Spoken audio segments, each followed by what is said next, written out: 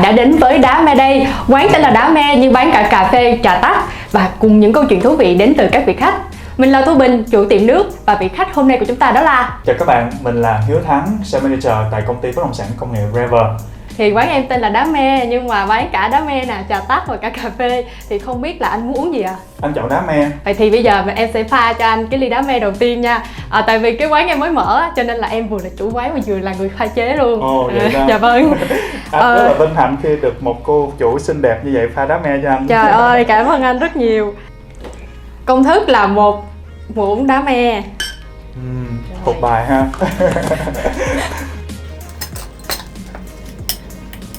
Em có thích uống Đá Me không? Em chưa có uống Đá Me lần nào hết anh. Nhưng em pha được đúng không? Em Anh tin tưởng em nha. em hy vọng vào tay nghề của em, mặc dù em chưa uống Đá Me nhưng mà em xem qua công thức rồi. Em sẽ cố gắng để làm cho nó có thể ngon nhất. Ok em. Rồi bây giờ thì em sẽ cho đá vô. Wow. Anh thấy tụi em tuy là quán mới mở nhưng mà chuẩn bị có đầy đủ không anh? Rất là đầy đủ luôn.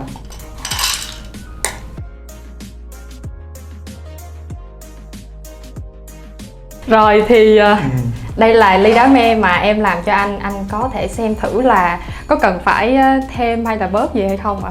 Anh nghĩ đây là rất là ổn rồi đó. Bình thường thì em sẽ không tính tiền nước của khách nhưng mà sẽ lấy những câu chuyện của khách mời để làm vật trao đổi. Nếu như mà anh đồng ý thì mời anh nhìn thẳng vào ống kính và nói rằng tôi là Thắng và tôi đồng ý mua ly nước này bằng những câu chuyện của mình. Tôi là Thắng và tôi đồng ý mua ly nước này với những câu chuyện mà tôi sắp chia sẻ sau đây. Ok, thì vừa rồi là một phần hình thức thôi. Thì ai đến đây cũng sẽ làm cái phần hình thức đó. Thì không biết là có lý do đặc biệt gì mà anh lựa chọn Đá Me mà không phải là hai cái thức uống còn lại không ạ? Tại vì anh thấy là cái cuộc sống của mình á, nó giống như một ly Đá Me vậy đó. Đôi lúc thì mình lại cảm nhận cái độ chua của me. Dạ vâng. Đôi lúc mình sẽ cảm nhận được cái vị béo của đậu phộng. Bình thường mà anh đi cà phê với bạn bè á, có một cái thức uống nào đó đặc biệt mà anh hay gọi không anh? Thì tùy thuộc vào quán. Nếu mà quán có special là Đá Me thì chắc chắn anh sẽ gọi là Đá Me.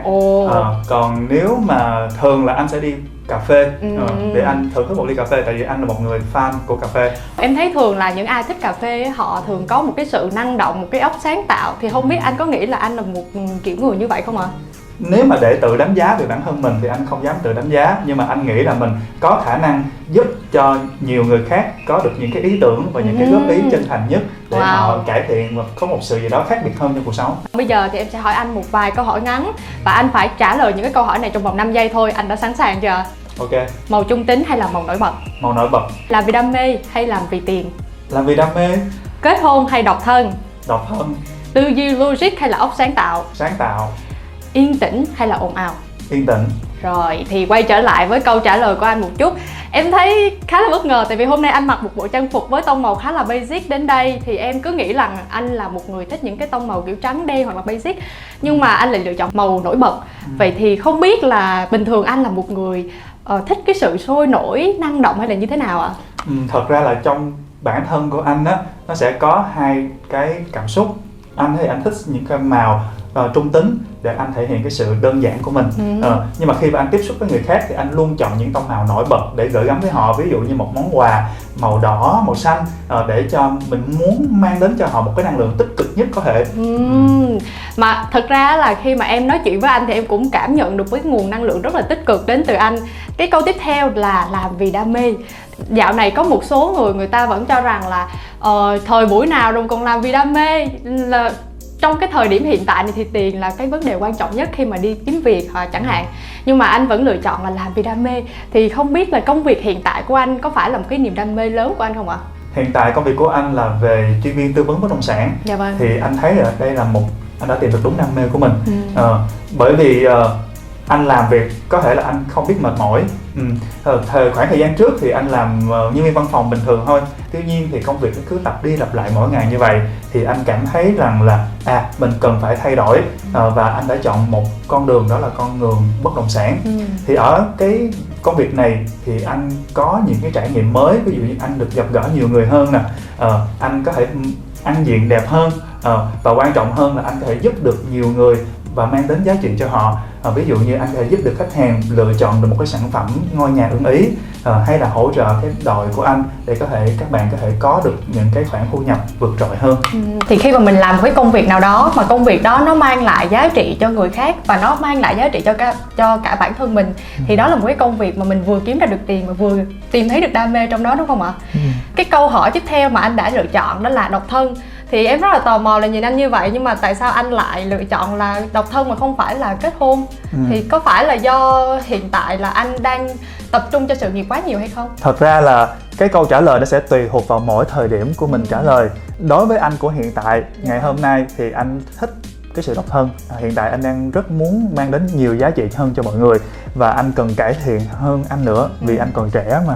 Hoàn toàn đồng ý với anh điều đó, bởi vì khi mà chúng ta còn độc thân, chúng ta có thời gian để mình vừa phát triển bản thân, vừa nuôi dưỡng bản thân và vừa tìm hiểu thêm nhiều những cái khía cạnh ở ngoài kia mà mình chưa có cơ hội để khám phá. Tiếp theo nữa đó là tư duy logic và óc sáng tạo.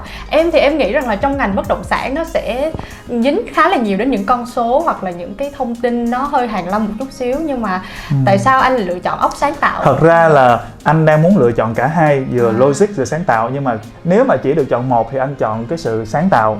Tại vì trong ngành bất động sản á, không phải là mình chỉ cần cung cấp đúng cái logic thông tin sản phẩm là đủ, mình còn phải mang đến cho khách hàng những cái cảm xúc, mình phải sáng tạo ra những cái câu chữ và cũng như là mình đưa đến khách hàng những cái thông điệp mới mẻ nhất.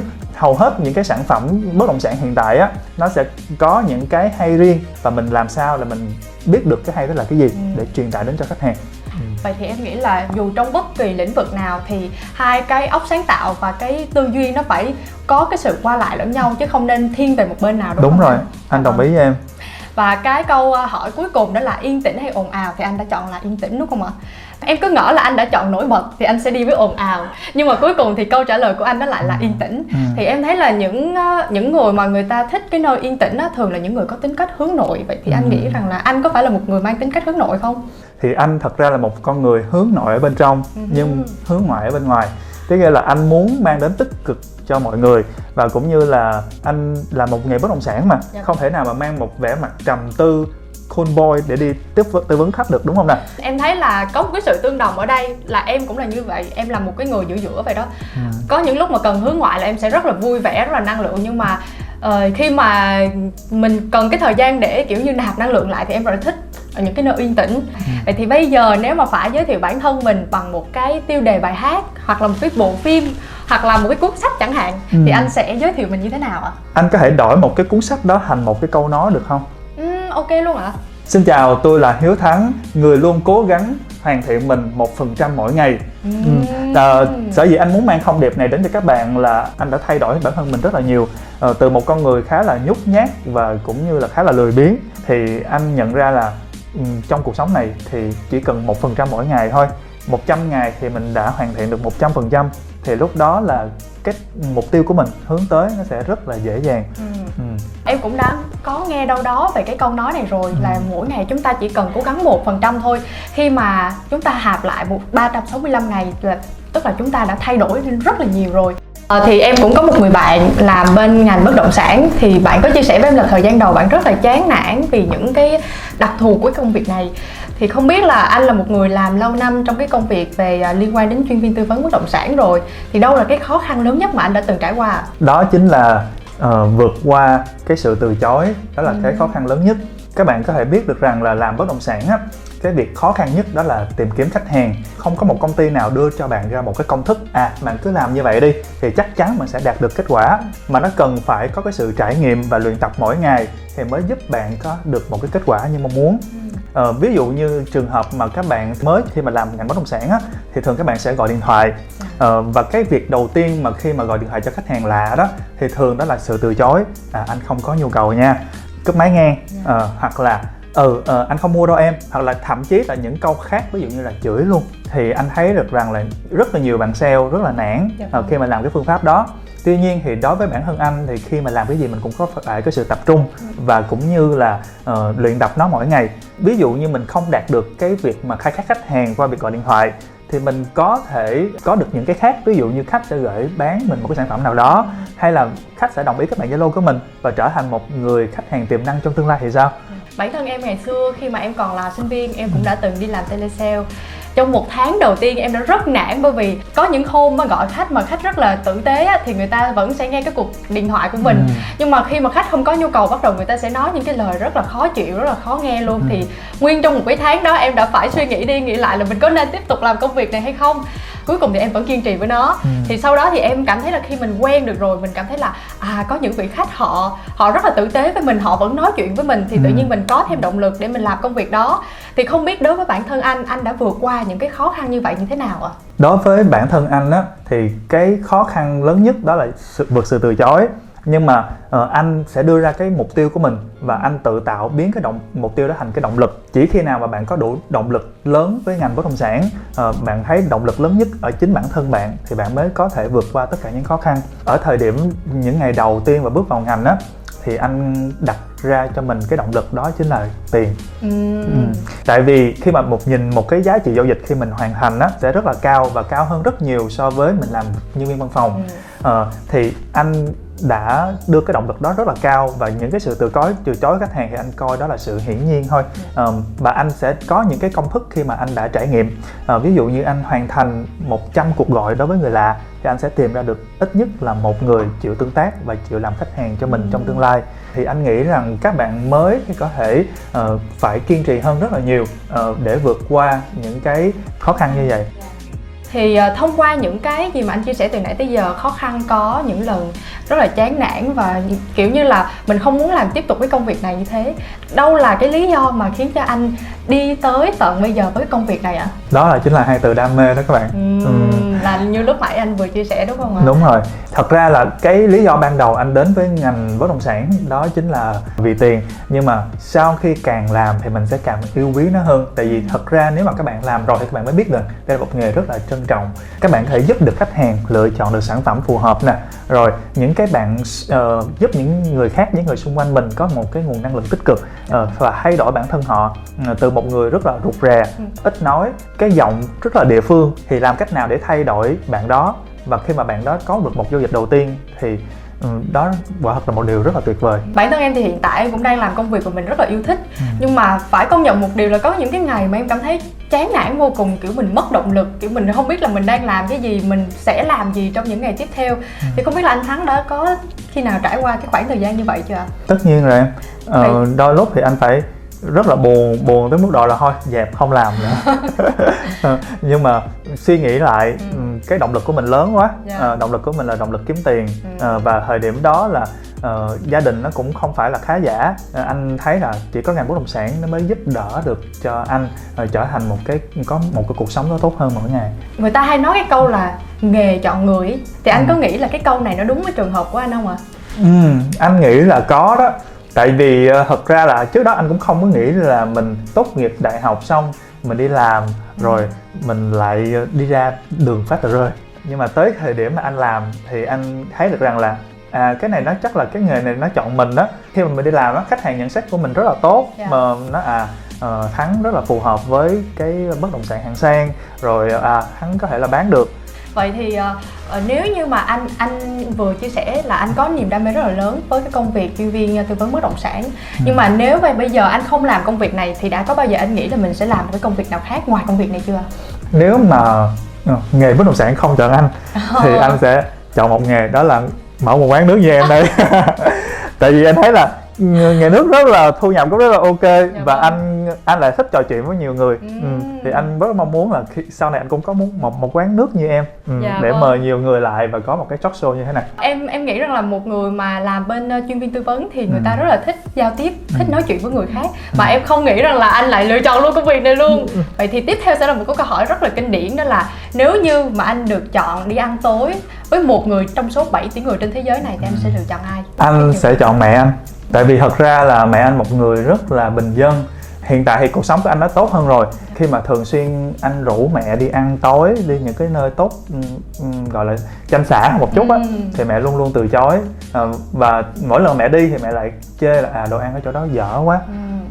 Chắc là mẹ nói như vậy thì để mẹ sợ con tiếc tiền và mẹ không muốn mình dắt đi lần hai. Nhưng mà anh rất là mong muốn thay đổi mẹ, cũng như là biết được là cuộc sống của mình bây giờ nó cũng đã tốt hơn rất là nhiều rồi. Thì nếu mà tiền để đó thì cũng đâu làm được gì. Thì tiền để đó thì có thể là mẹ hãy dùng số tiền đó để coi như là thưởng thụ cuộc sống nè, đi du lịch nhiều hơn và ăn những món ngon mà chưa từng ăn. Có vẻ anh là một người khá là thiên hướng về gia đình đúng không ạ? Vậy thì đối với anh, gia đình đã tác động tới cái tính cách của anh hoặc là cuộc đời của anh như thế nào ạ? Anh nghĩ là gia đình của anh, nhất là mẹ của anh thì đã giúp cho anh có được ngày hôm nay. Đó là một người biết để ý, biết nhìn những cái thứ xung quanh và mình có một cái hành động cũng như là một cái cách cư xử phù hợp nhất. Thì đây là một cái phẩm chất của một bạn sale chuyên viên bất động sản, đó là cái việc tinh ý. Wow, em cứ nghĩ rằng là một người chuyên viên bất động sản thì người ta sẽ giỏi ăn nói, người ta giỏi thu hút được người khác, nhưng mà bên cạnh đó là một cái yếu tố cũng không kém quan trọng, đó là sự tinh ý. Vậy thì một cái câu hỏi kinh điển tiếp theo, đó là nếu như mà anh có một cái quả cầu có thể đoán được tất cả mọi thứ trong tương lai, biết được tất cả mọi thứ, thì anh muốn biết cái gì ạ? Thật ra anh vẫn thích là anh muốn biết được partner tương lai của anh là ai. Anh dùng cái từ partner ở đây là có thể là người yêu hoặc là có thể là một người đồng hành của mình. Tại vì người đó sẽ đi cùng với anh và cũng như là hai người sẽ có một cái cuộc sống hạnh phúc hơn khi ở bên nhau. Thì anh vẫn mong muốn là người đó là ai để anh đỡ tốn thời gian và đợi người đó nữa, và anh muốn vào tới người đó ngay. Nhưng mà anh có bao giờ nghĩ rằng là cái việc mà mình không biết gì cả và mình bước đi trên cái hành trình đó, nó lại là một cái điều thú vị không? Khi mà mình biết trước hết tất cả mọi thứ rồi, mình biết được người đó là ai rồi thì nó sẽ không còn thú vị nữa. Đúng rồi, anh thấy là điều đó một điều thú vị, tại vì cái quả cầu đó không có trong hiện thực. Đúng không nào? Nếu mà có đi thì anh sẽ đón nhận, nhưng mà khi mà anh nhận được rồi thì anh sẽ tìm những cái hành trình mới cùng với các partner của anh, thì anh thấy cái hành trình đó vẫn là thú vị. Quả là một cái việc mà em chưa từng nghĩ tới một cái chi tiết mà anh lục ra mà nó rất là bất ngờ với em luôn. Bởi vì đúng vậy, em đang đưa ra một câu hỏi giả định và chắc chắn là sẽ không có quả cầu đó trên đời này. Từ nãy tới giờ thì anh cũng đã chia sẻ khá là nhiều về những cái kỹ năng cần có trong bất động sản khi mà làm cái công việc là chuyên viên tư vấn bất động sản rồi. Vậy thì anh có thể chia sẻ sâu hơn một chút nữa, đó là dành cho những bạn mà mới bước chân vào nghề này á, thì mình nên tập trung vào cái điều gì nhất để có thể làm thật là tốt cái công việc này không ạ? Đối với ngành bất động sản này thì những bạn mà mới bước chân vào nghề thì cái việc đầu tiên mà các bạn làm đó là tính kiên trì. Làm việc gì nó cũng sẽ có cái khó khăn riêng của nó. Thì đối với chuyên viên bất động sản thì cái sự từ chối rất là lớn, và thậm chí khi mà mình gặp được khách hàng, mình có khách hàng được rồi thì chưa chắc là mình đã chốt được.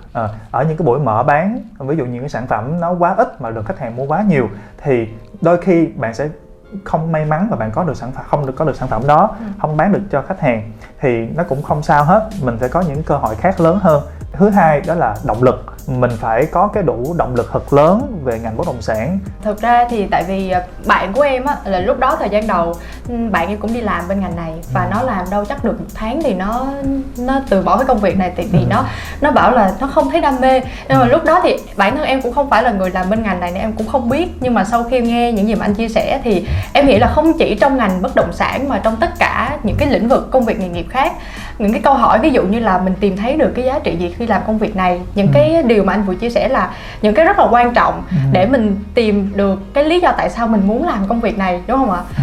Mà nói chung là khi mà em nhìn anh đó là một cái người như em nói từ nãy tới giờ, rất năng lượng, rất tích cực, rất là sáng ha.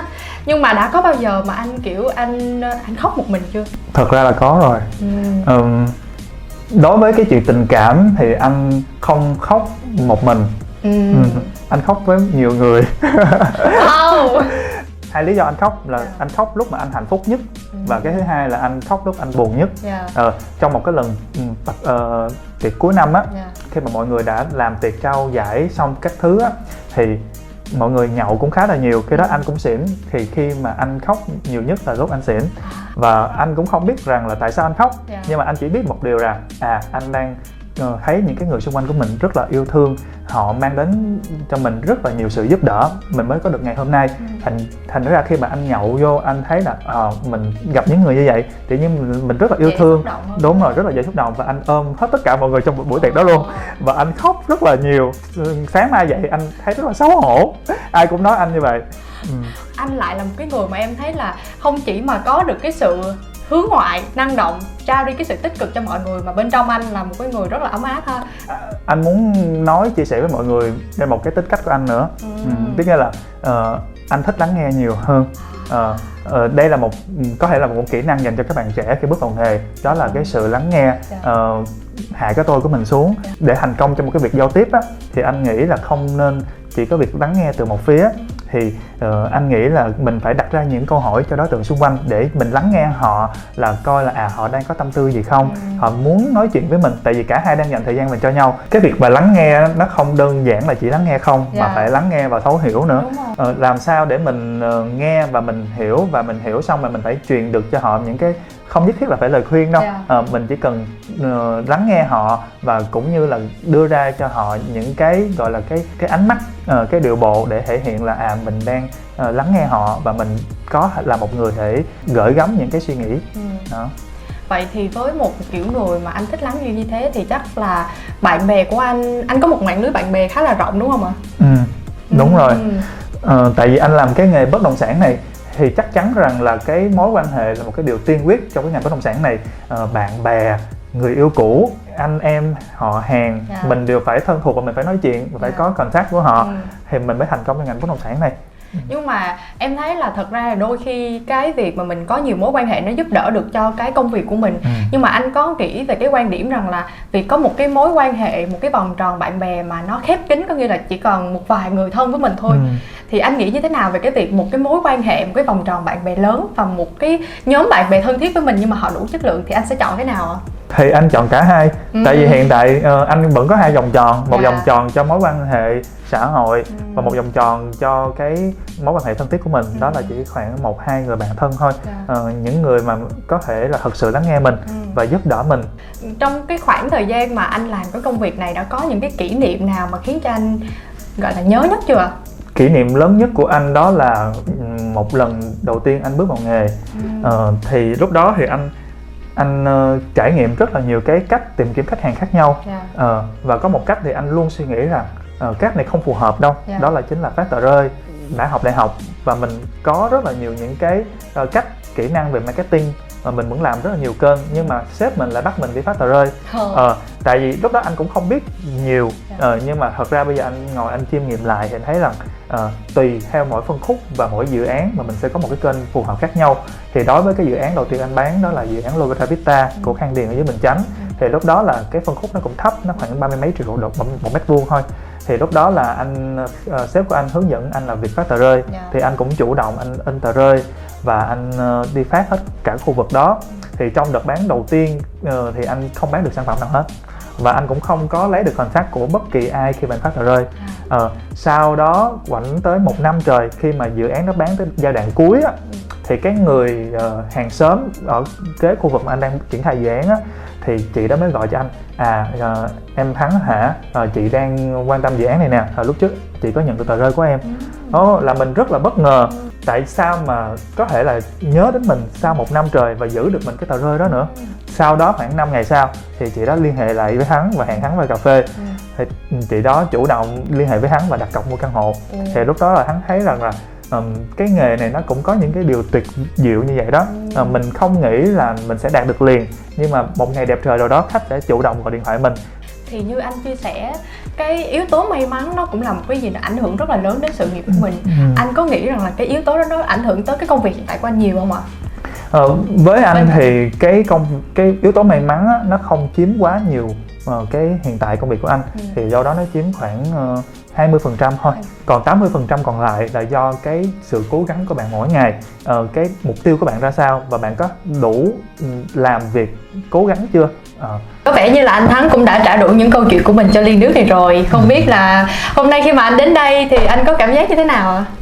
Thật ra hôm nay là một ngày rất là tràn đầy năng lượng với anh, vì anh gặp được một cô chủ quán rất là xinh đẹp nè. Rồi anh cũng có cơ hội chia sẻ nhiều hơn về bản thân mình. Thì thật ra đây là lần đầu tiên anh chia sẻ về cuộc sống của mình. Thì anh rất là cảm ơn chương trình và cũng như ekip thực hiện, và rất mong sẽ có được nhiều lần nữa đến đây. Chắc chắn rồi, em cũng rất là cảm ơn anh Thắng rất là nhiều vì hôm nay dành thời gian đến với tiệm đá Mayday và chia sẻ những cái câu chuyện thú vị xoay quanh công việc hiện tại của anh. Cảm ơn mọi người đã quan tâm đá Mayday và em hy vọng là sẽ được gặp lại anh Thắng trong thời gian gần nhất nha. Còn bây giờ thì xin chào và hẹn gặp lại mọi người ở những số tiếp theo.